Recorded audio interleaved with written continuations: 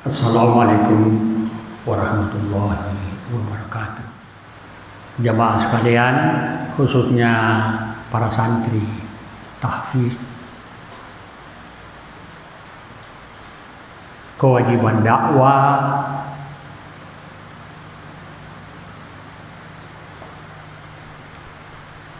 itu kita laksanakan, karena Rasulullah sendiri memerintahkan untuk menyampaikan satu ayat pun, satu kalimat pun, itu harus disebarkan, didakwakan. Islam akan tersebar kalau didakwakan, mulai dari kelompok kecil sampai kepada yang besar, bahkan sampai face to face, kata orang, berhadapan satu dengan satu persatu. Itu Rasulullah tidak berdakwah setelah banyak orang, tapi di lingkungan keluarga. Wa anzir ashiratakal aqrabin. Bila peringatan dakwah kepada keluarga dekat dulu, jadi tidak besar. Nanti setelah kondisinya memungkinkan, baru sebarluaskan. Iya. Jadi tidak boleh kita hentikan dakwah itu dalam bentuk bagaimanapun juga. Baligh ma unzila ilaik. Balighu anni walau ayat. Rasulullah sebutkan begitu. Kita harus jadikan ini satu kewajiban. Kita belajar untuk diajarkan. Ya. Saya mulai terjun di tugas ini sejak umur 25 tahun. Tahun 65. Keliling Sulawesi Tenggara Utara. Tugas selama 1 bulan dalam bulan Ramadan. Tiap mubalik 3 daerah selama Ramadan. Itu saya laksanakan. Jadi sudah 65 tahun saya mulai berdakwah sampai sekarang. Sebab ini kewajiban. Sekalipun satu ayat harus sampaikan di antara bapak dan santri, apa yang diketahui dari Quran, dari Nabi harus sampaikan. Ya, berdosa kalau tidak disampaikan kepada siapapun juga.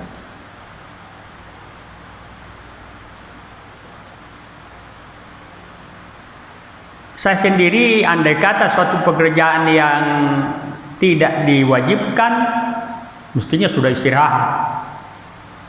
Usia saya sudah 82 tahun setengah. 82 tahun 6 bulan sampai sekarang. 6 bulan ke depan sudah 83. Usia seperti ini mestinya sudah harus istirahat, andai kata pekerjaan ini pekerjaan sambilan. Tapi bagaimanapun juga bentuknya kita harus saling mengingati, saling nasihat menasihati. Ya. Bagi santri yang ingin lulus tentu diuji.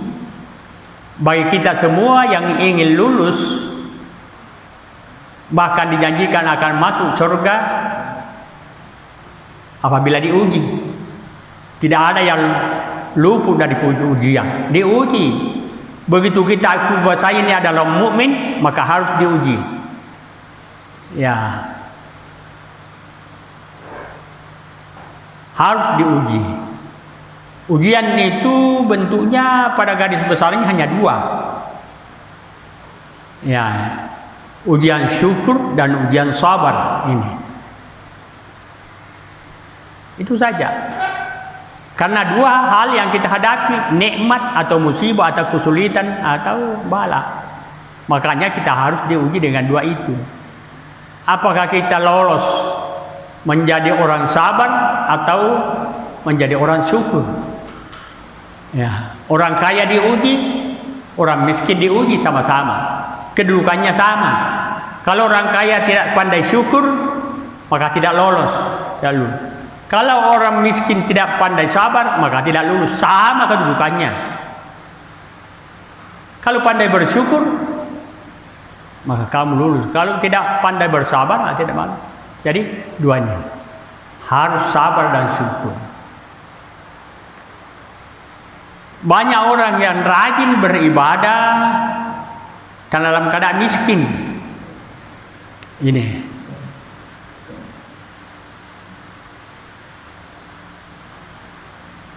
kurang orang yang rajin beribadah karena keadaan kaya atau mampu. Tapi sebenarnya kedua-duanya ini uji. Ya. Ada seorang yang rajin sekali beribadah, rajin sholat. Hampir dapat dikatakan bahwa dia yang pertama masuk ke masjid sholat. Orangnya ini orang miskin sekali. Miskinnya luar biasa. Karena menurut kisahnya, ini suami istri hanya memiliki satu pasang pakaian. Dan kalau dikenakan, dipakai oleh suaminya, maka istrinya terpaksa menempelkan diri ke lantai atau ke tembok untuk menutupi. Dia mau kapan ratianan ni kan itu kasih as pun sekre pakaian naruai. Mana katen rinni, mantekan makasih asina mungkin 2 talu pakaiannya. Ya. Tapi rajin waktu itu. Kenapa? Dia mau supaya menjadi orang kaya. Ya. Nah karena kawan punah kalau banyak kita berbahagia padahal merantau ujiannya punah kalau banyak kita. Akhirnya Nabi melihat ini orang lain-lain cepat masuk masjid tetapi cepat juga keluar.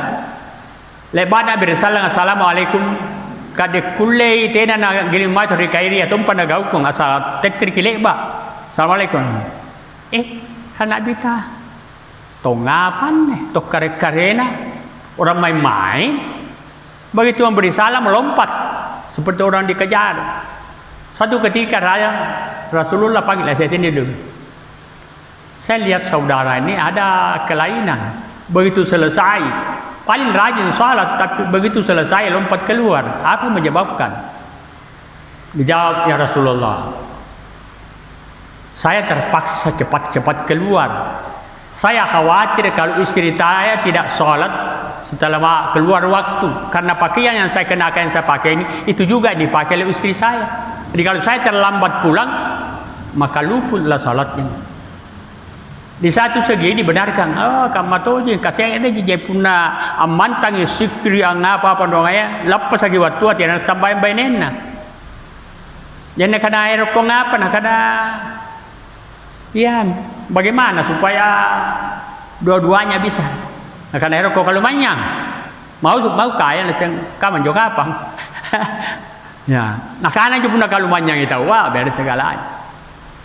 Baiklah, diuji dengan kekayaan.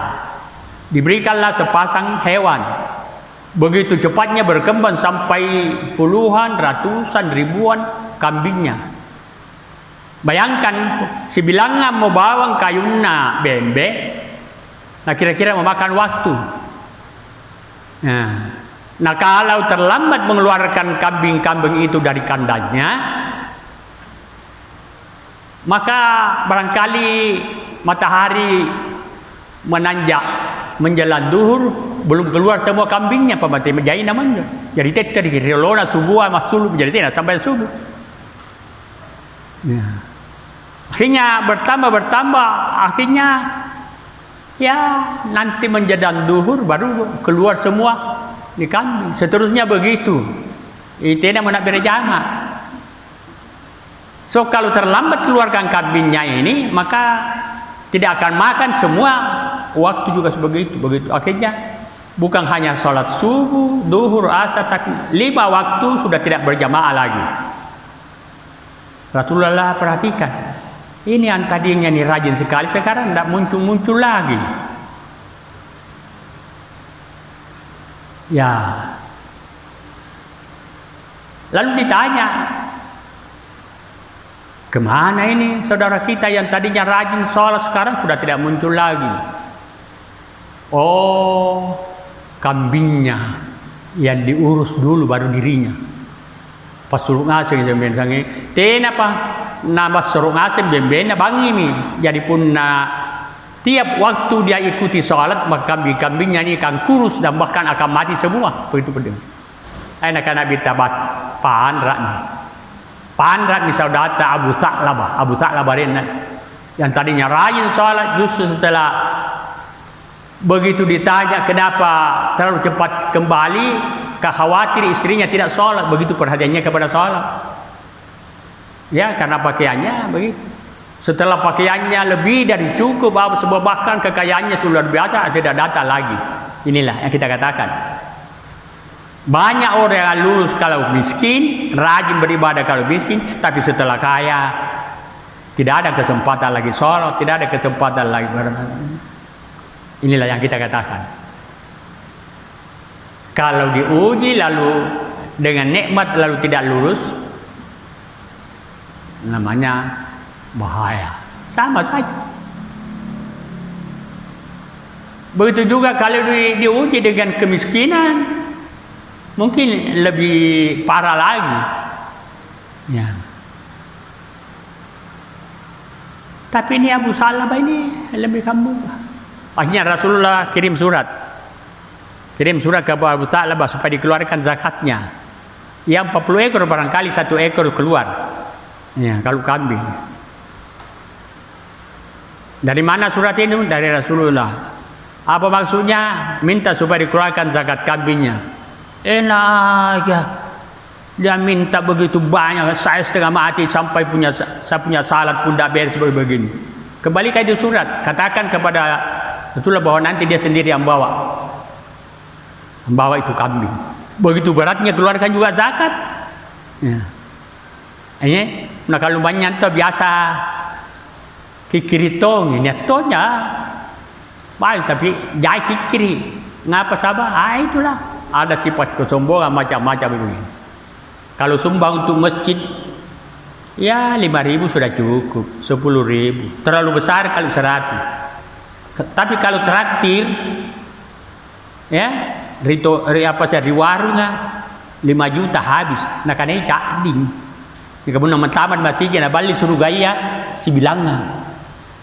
Bodoh, masa surga mau dibeli 100.000? Kumpul orang makan di warung dianggap tidak ada artinya. Inilah katakan ini bahaya nato menjadi sumpah punya kalau banyak. Ini zakatnya pun tidak. Nanti saya sendiri yang bawa. Ditunggu punya tunggu tidak datang. Nah tambah bahaya. Kambingnya ini sakit-sakitan, so hampir sisa beberapa ekor baru dia sadar. Wah, saya ditegur ini kalau begini. Lalu dia datang. Ya Rasulullah, saya telah datang. Ini saya bawakan zakatnya, bukan lagi zakat modalnya saya daripada mati semua. Karena kita tidak terima lagi zakat sekarang. Tidak diterima lagi. So bukan lagi waktunya sudah begini. Ini kita katakan ujian harta. Jangan coba-coba bahwa itu orang akan selamat, akan syukur, akan lolos. Hati-hatilah. Boleh minta kaya tetapi harus juga mulus keluarkan zakat. Ya. Itu cuma 2,5% keluar. Baru 1 juta cuma 25.000 keluar. Zakatnya itu sudah bersih. Jadi 975.000 masih ada. 25.000 saja keluar. Ya. Kenapa batala? Ayah kamu aja. Ujian dan dikenai harta. Jadi itu kalau manjang suka memberi, itu kalau manjang kikiri. Ya minjana perhitungkan. Apa sahabat kurang yakin bahwa yang saya berikan ini itulah yang saya punya. Ini cukup besar yang nak kepatah. Anjing jawa ni akan ribala, ni akan di bank atau apa? Belum tentu saya punya. Siapa punya? Paluka, PP, banjir, longsor apa semua. Belum tentu kita punya. Yang kita serahkan itu, yang kita kirim, itulah kita punya. Hanya tu kalau manya dari boko salang, ina sasal kalian. Mali, batuanna hartaku. Kalau Allah jawab, mana hartamu di sini? Kapan kau kirim ke akhirat? Kau cari di akhirat, padahal kau hartamu di dunia. Maka kau di perubahan hartaku sab boyah. Ini, na boyah di akhirat. Kalau mana padahal mantang ililino. Yang kita punya adalah yang kita berikan, kirim ke akhirat. Ini tidak lebat sidakah? Ajar dikasih hati pupusu kita lalu di boko. Iya pananian untuk pun dapat sidakahin jo. Bismillah saya punya. Latih diri dari 10.000 sampai 20.000 sampai mudah-mudahan yang merah keluar. Bismillahirrahmanirrahim. Alhamdulillah merah keluar masuk celengan. Mingga pun na boleh 10. Baji naja. Na injo jatuh tapi 10 sabun. Kalau orang tidak biasa, tapi kalau latih diri, alhamdulillah meningkat 25 masih ada. Akhirnya di semua yang di kantor masuk ke semua tidak menyesal. Mengapa? Alhamdulillah sudah sampai ke akhirat. Kalau saya nampi cari saya memang tidak pun. Tidak lebar nakir apa nak boya di akhirat. Apa nu gampang. Jadi mau rajin, mau dapat itu harta kita itu kirim memang ke sana sebelum kita sampai diadili. Sudah ada di sana. Alhamdulillah. Untungnya. Mereka biasa dikirim ya kami nang dia duit Japo. Mereka dalam baji ya roto kaya. Ini kecintaan terhadap benda itu harus kita kurang. Latih diri yang terbaik berikan. Ya. Yang terbaik berikan. Jangan yang tidak baik. Kata patah. Nah ini ujiannya harta ini. Tidak semua orang yang diberikan nikmat itu dapat lolos. Diberikan pula dengan kesulitan. Tidak semua orang yang diuji dengan kemiskinan atau kekurangan atau ya bala bisa lolos, tergantung dari itu. Jadi orang yang beriman itu yang betul-betul beriman diuji. Kalau imannya sudah beres, itulah yang paling hebat. Ajaban lil mu'min, menghilangkan apakah ada jannah nak ada bugi sikah apa sih nggak ada nak ada mangkasa kah? Kalau heran nak ada ngapai tumat apakah nisare nikmat syukur nisare musibah sabar ini hebanan nih punah tumat apa. Jadi sama saja menghadapi kesulitan, menghadapi nikmat, dia lolos semua. Mengapa min? Ini. Wala dzalika illa lil mu'min, dan tidak akan mendapatkan apa namanya suasana seperti itu kecuali orang mukmin saja. Jadi iman yang diuji orang mukmin saja. Idza asabatu nikmat ya. Kalau diuji dengan nikmat, syakara, syukur. Dan kalau juru dengan musibah, sabara. Ini hebatnya. Punah tetap pak.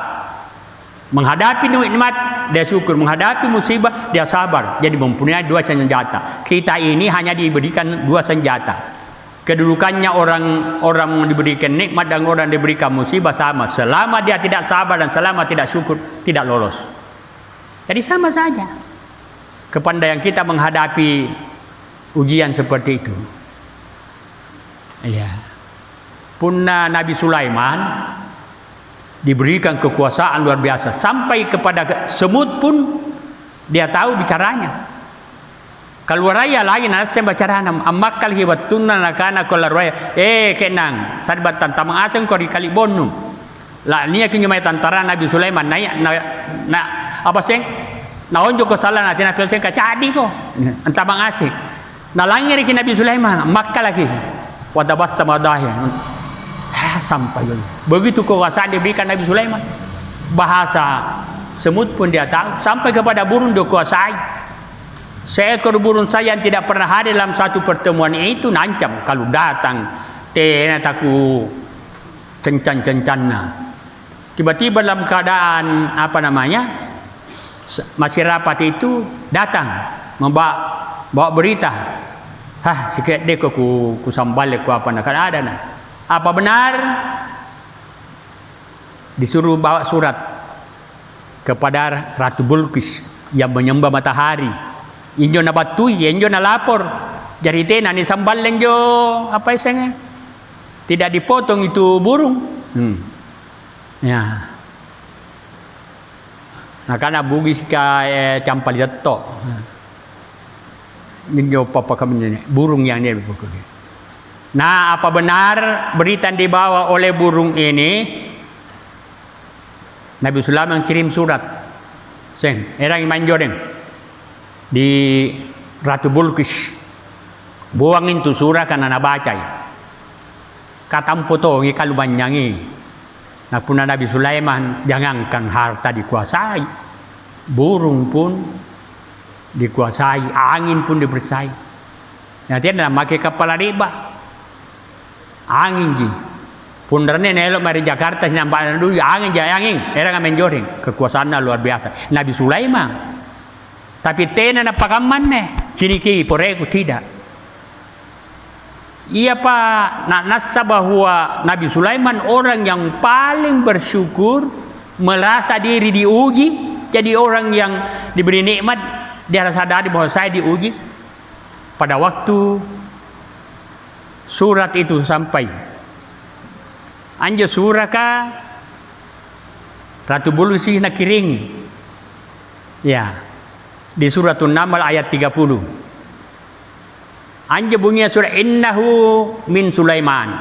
Surat ini dari Sulaiman. Wa innahu bismillahirrahmanirrahim. Surat itu dimulai dengan bismillah. Jadi niat itu dikurang tena bismillah nah. Surah apa namanya? Surah At-Taubah. Tena itu bismillah nah. Surah-surah yang lain mulai dari Al-Fatihah sampai An-Nas ada semua. Jadi tena 114 bismillah.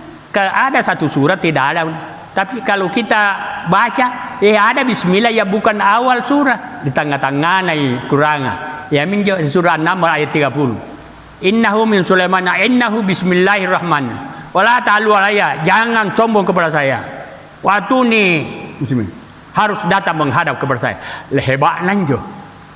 Nah surah kekuasaannya luar biasa, begitu perintahkan kepada siapa saja mampu mendatangkan mahligai istananya Ratu Bulkis ke tempatnya Nabi Sulaiman sebelum Ratu Bulkis datang. Nah kalau siapa bisa di antara syaitan mengatakan kalau siapa salon anak-anak tena apakah ke salai pemempuan taniami, ada di antaranya yang ahli ilmu mengatakan tidak. Begitu pejamkan mata, begitu buka ini mirip dari kanta. Nah kan hebat nanjo. Ya panjo biasa. Di sinilah mulai Nabi Sulaiman sadar. Tidak ada yang bisa berbuat seperti ini. Bahwa sekejap mata kenapa bisa datang mahligai istana Ratu Bulkis yang begitu jauh. Akhirnya mengintrospeksi diri. Hadza min fadli rabbi. Tae kaporeangkun na nania silalona. Hadza min fadli dari kurnia aku. Ya, saya diuji tuh. Lia beluani naujia. Kira-kira netonya tuh kalau manyan tuh podo tuh tinggi pangkat tuh kuasa menyadari maka nak diuji. Nah karena poreku ini Nabi Sulaiman. Hadza min fadli, ini dari Tuhanku bukan keistimewaan saya. Lia beluani saya diuji. Ashkuru am akfur, apakah saya pandai bersyukur atau kufur? Inilah yang kita katakan bahwa menghadapi nikmat, menghadapi apa? Apakah kita mampu menempatkan diri sebagai orang syukur atau orang sabar? Nah inilah, jadi kita harus diuji dengan sabar. Santri-santri diuji dengan kesabaran. Angan rejangan ngalolona di balakna. Andrin ni, saya bayo jangan jika kapan. Nyuji sampai di mana? Mau lulus harus sabar menghadapi ini semua. Tidak ada orang sukses yang santai-santai, tapi harus dengan begini. Nanti setelah lolos, setelah hafal semua, lalu mengatakan alhamdulillah, untuk saya mampu menahan diri dari kebiasaan makan enak di rumah. Sekarang alhamdulillah enaknya, ya saya dapat begitu. Jadi diuji dengan kesabaran, diuji dengan kesyukuran, semua diuji. Setelah lulus, alhamdulillah. berkat tadi kesabarannya. Harus begitu. Nabi Musa saja belajar harus dengan sabar sama Khidir. Saya mau belajar sama Anda. Oh, kau tidak bisa. Inna kalan tastati'a ma'iya sabra. Kau tidak bisa sabar mengikuti saya. Sebab marai mana belum pernah kau lakukan seperti ini. Nah, karena insya Allah saya akan sabar.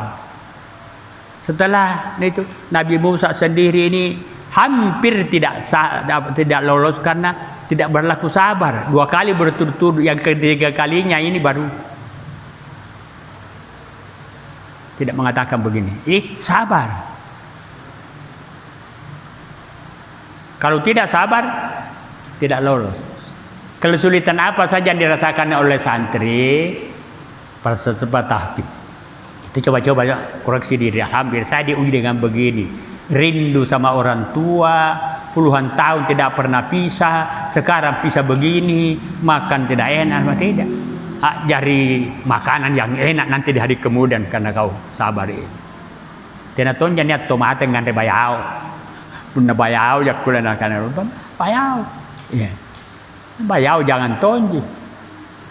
Nah, tiap hari makan ayam yang terbungkus dengan kulit yang namanya telur, tapi alhamdulillah tidak mati juga. Banyak orang. Mengapa? Ini mampu menahan diri apa saja yang ada. Kalau sudah terbiasa, yang seperti ini pun enak. Ya. Kalau orang biasa terus ya makan enak terus, satu ketika makan mairo kalotero, tenar. Mengapa? Akhirnya harus dilatih begini. Jadi yang mungkin kurang disuka akan suka pada akhirnya. Jadi merupakan motivasi bagi para santri. Memang pada awalnya begitu. Saya 8 orang bersaudara. Kali-kali ku bamburane. Sekarang sudah meninggal semua, sisa saya sebatang kara. Bapak ibu. Ibu saya meninggal sebelum saya dewasa. Baru umur 5 tahun ibu saya meninggal. Bapak saya nanti tahun 87 meninggal. Saya sendiri. Waktu umur 5 tahun. Saya paling disuka oleh bapak karena saya laki-laki. Biar kemana bapak selalu mau diikutkan. Dia tidak pikirkan bagaimana akhirnya keadaan saya tidak dipikirkan seperti itu karena cintanya ini. Nah, kan anak Pak Jabe-Jabe, ya, anak tunggal, anak satu-satunya laki-laki di 8 bersaudara. Melihat situasi seperti ini, keluarga yang lain, anggota keluarga yang mengatakan bahaya ini anak ini. Ini bapak yang terlalu cinta kepada anaknya, mungkin ini anak tidak akan jadi ini seperti ini. Tidak sekolah, ayam. Ya minjo nenekku naluka kan atau naluka ki. Tidak pawangin bapakku deh. Ya. Karena jadi sampai saya jadi guru baru saya pulang. Bayangkan itu. Tidak pernah menderita. Waktu sampai di tempat ini sama nenek saya. Tidak langsung masuk SD karena baru 5 tahun. Padahal waktu itu waktu Belanda ini. Saya punya ijazah SD 2 bahasa Belanda dengan bahasa Indonesia 2. Karena masih tahun 48.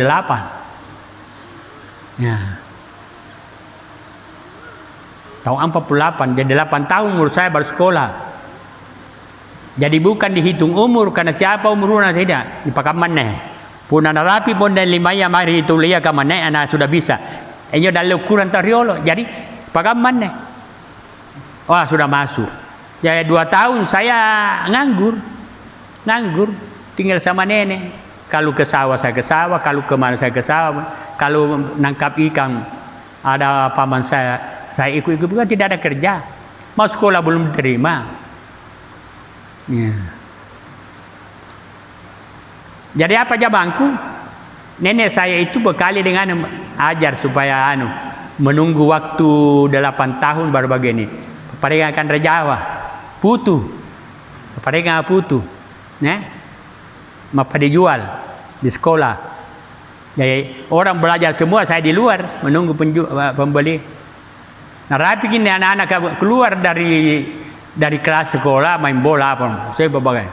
Sekali nak karanjen anu kuna taba tak tumpah singkan rajawak. Saya kembali menangis ke rumah. Kenapa?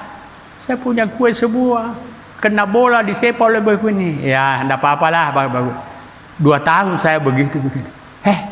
Batalak nih kan dipanggil. Ini bayangkan, ini tidak pernah ketemu dengan bapak. Dia tidak tahu bahwa saya di mana. Karena dicuri, disembunyi.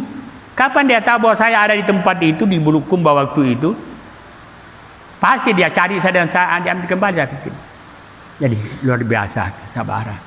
Samping kesabaran saya barangkali, ya orang tua juga diberikan kesabaran untuk begitu. Nanti setelah jadi guru baru pulang untuk ketemu.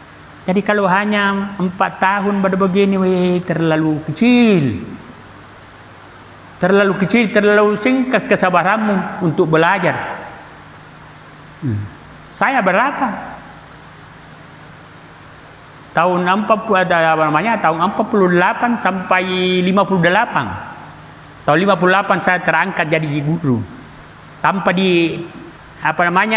tanpa masukan permohonan kamar-kamarnya batalakna sarjana apa sama pantama apa 10 tahun tidak terangkat.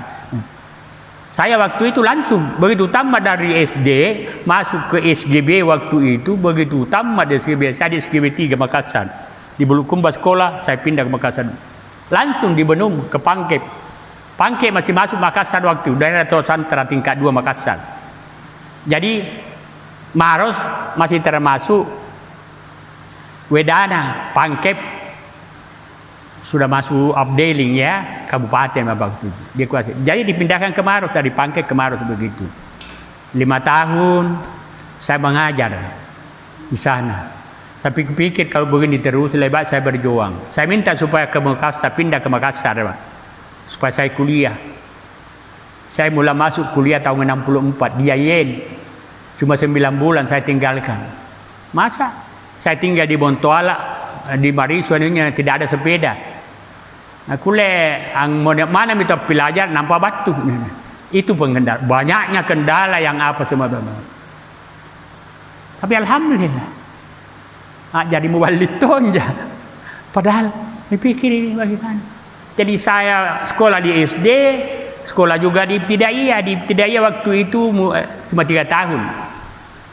Sekolah Arab istilahnya. Itu 2 tahun itu. 3 tahun itu. Saya bersamaan dapat jasa SD jangan saya ibtidaiyah. Itulah yang saya gunakan. Alhamdulillah. Karena lah jadi tahu tonjan nak ketompa to kasiasi nak ketompa ya to luka. Kenapa bisa begini? Inilah. Jadi diminta supaya sabar. Nikmatnya sabar setelah kita rasakan alhamdulillah beginilah. Innallaha ma'as-sabirin. Itu banyak Tuhan itu bersama dengan Allah orang yang sabar. Ya. Ayolah jadi belajar dengan sabar begini. Nanti satu saat akan merasakan nikmatnya. Sama dengan kita bapak-bapak. Kalau sudah terbiasa dengan penderitaan satu saat, sangin terasi ni kadokang. Saya dah salah sangin bolu lompo. Hanya mana? Siya depi mana buku nan lalu. Begitu enaknya di satu-satu. Jadi orang yang makan enak terus, ini sare tidak dia makan, tidak ada selera. Mengapa? Tapi orang yang tadinya makan ini saja lalu sekali-sekali makan ini seperti apa? Itu. Jadi ada nikmat juga di balik daripada kesabaran itu menahan diri dari kesulitan-kesulitan. Saya kira itulah bahwa kita ini tidak akan luput dari ujian. Menjadi orang mukmin harus diuji. Orang mukmin calon surga. Lan tadkhulu hatta tu'minu. Dan tadkhulu jannata hatta tu'minu. Kau tidak akan masuk ke dalam surga sebelum beriman. Ayam ini diuji. Diuji. Mudah-mudahan kita semua dalam bentuk keadaan bagaimanapun kesulitan itu kita mampu bersabar. Nanti kita sendiri akui enaknya kalau kita mampu bersabar, satu saat mendapat nikmat luar biasa rasanya. Tapi orang yang senang terus mendapat kesulitan, ringgit-ringgit. Puna juku anu ya kan, tapi puna nganu kamana cek lah namanya asipak ngasih ngapa? Enjo to ata riolo, puna naujin jo sumpai cucunna. Sangat boya juku. Dari mana? Puna bayi ne, ane kan, nganu na, ale ko jela namanya labu nu. Jadi berarti nanu tanam labu na kan anak kan tu benda nanga kami nangai pun labu na anak labu na satu kebanggaan benar orang tua itu. Jadi jodoh tua ata ahli diditung tinana jina jelaskan bahwa kamu nerok na. Ya nah, dia kau empoi palungan jangan kau duduki bantal itu nanti mati bapakmu. Yang paling disukai oleh anak itu mamanya kapan? Daripada bapaknya beda itu. Karena takut mati mamanya terpaksa dia tidak duduk itu bantal. Padahal masa mamanya yang meninggal kalau diduduki. Tapi toto atas solana tena na bete si anje palunga setengah mati kinjahi ngapa jenega pun amakna di pau na pamari. Ya na tena kula to ngandre di bokona apa namanya pakai buka. Pun mangaribi mate maknu. Sang yang makna jadi sasana.